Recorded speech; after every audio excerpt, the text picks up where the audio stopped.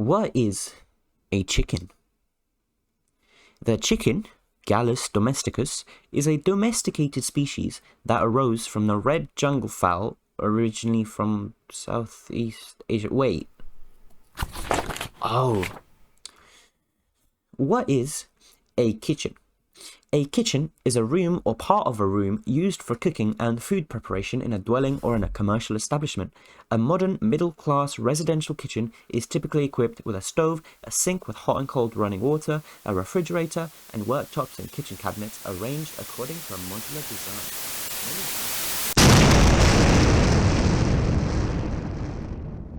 Okay, all jokes aside, why is my title like this?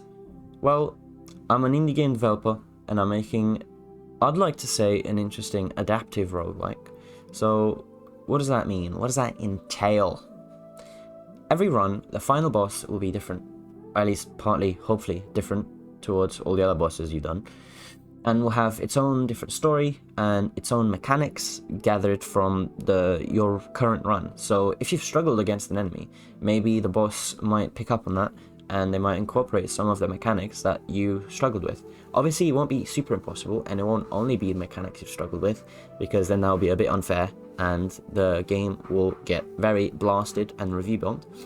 But yeah, with what I call fish hooks, the player can be grabbed into alternate storylines, pretty much, which will change the way the final boss will be fought, and will influence what levels you will come across next. For example, say you'll go through your dungeon, and your first fishhook, or at this point you don't know it's a fishhook, but you go through the dungeon and you see this person.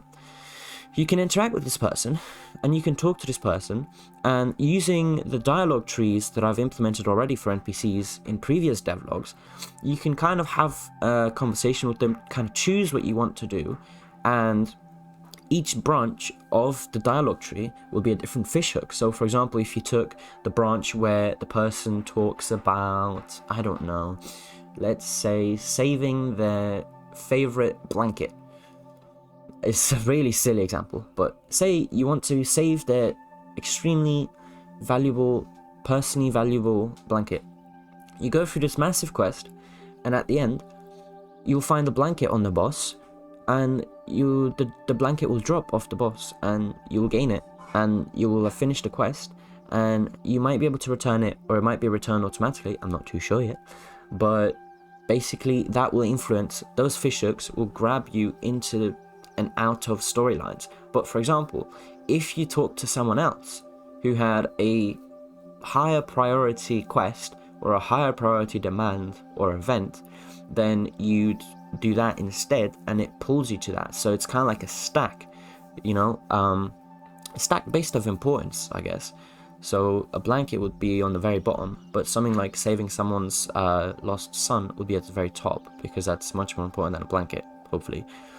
However, this doesn't only work with NPCs and dialogue trees. This will also work kind of hidden in a way, where there's just a single event or a single object that maybe you pick up and it triggers this whole chain of events later down the line. Or if it's an event like two people having a shootout in a room, depending on which one you help, it will change the story in the future and obviously change the boss at the end. I hope that makes sense. For those of you who have watched my previous devlogs, yes, my game has changed quite a significant bit. I had to reduce the scope because I moved to university.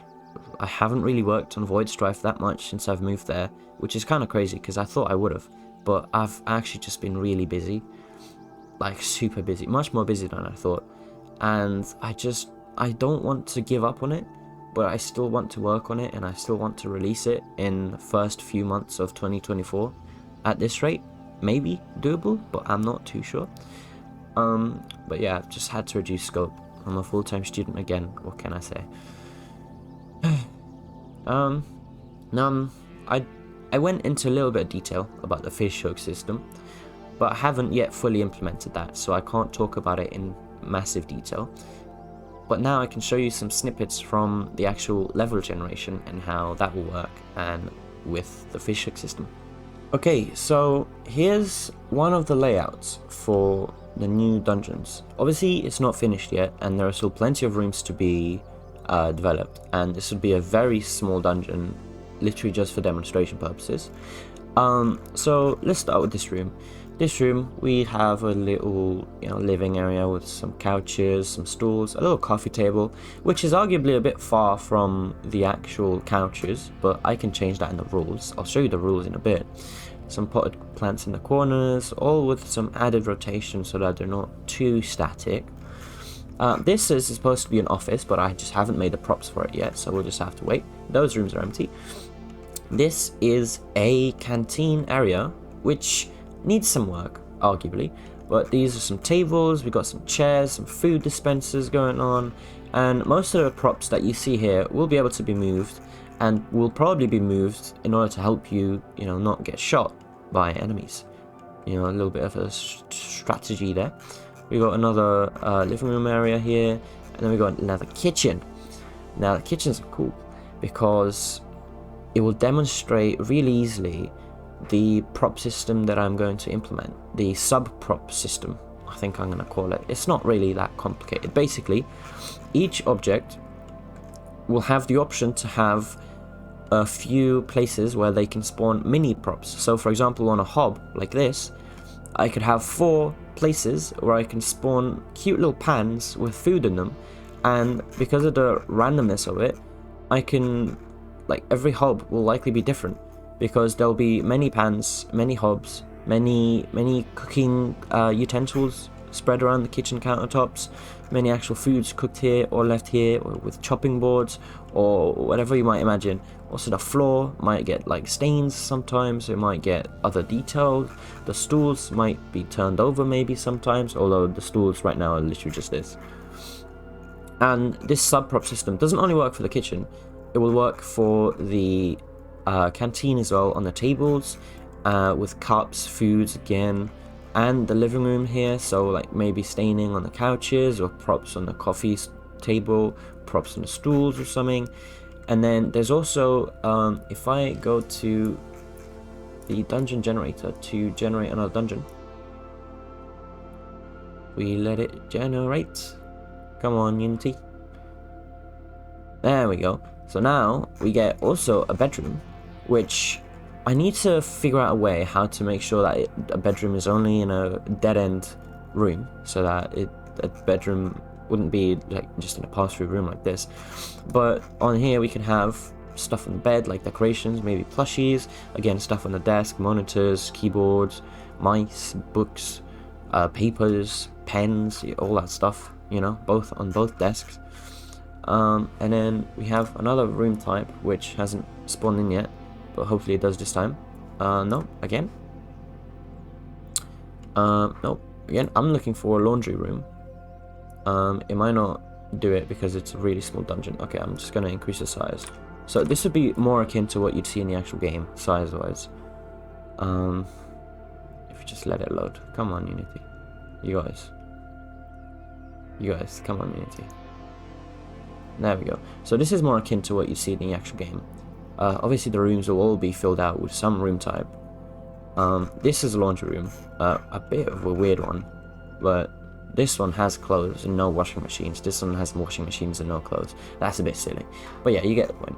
Each room will have its own big props, let's say around the edges or around the middle, and then on some of those props they will have smaller sub props that they can populate with and make the room interesting. Now what I can also do with the same system is spawning in NPCs and enemies. Now enemies will be fine because each room is not going to have its own different type of enemy, so I won't have well, maybe they will, some rooms will definitely have it. I'm thinking some crazy chef could be here, or maybe some really hungry man trying to eat everyone here in the cafeteria. But not every room will have its own enemy type.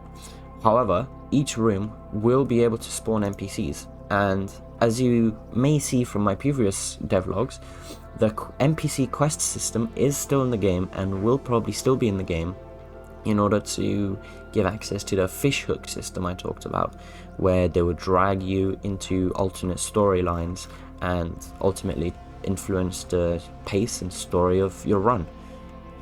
Now my aim is to make each run have its own story kind of.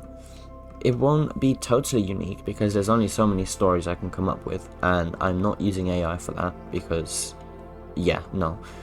But I do want each run to be very different from one another, and hopefully be able to influence the boss as well with different attacks that maybe you've struggled with in the run or that you've done well.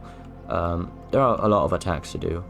I'm not sure if I should have only one boss type and then change that to be different for every run, or have multiple bosses that kind of change and it's kind of like random which one you get. But I'm still debating on how the end or how the bosses will fully work, but that is the gist of it. This is a short devlog, a relatively short devlog, and I hope this makes sense. And yes, I did change scopes, but I think it's for the best because I would not be able to handle making such a big game like that on my own yet. Maybe in the future, who knows. But yeah, hopefully next time you see me, all of these rooms will be populated with something. Thank you.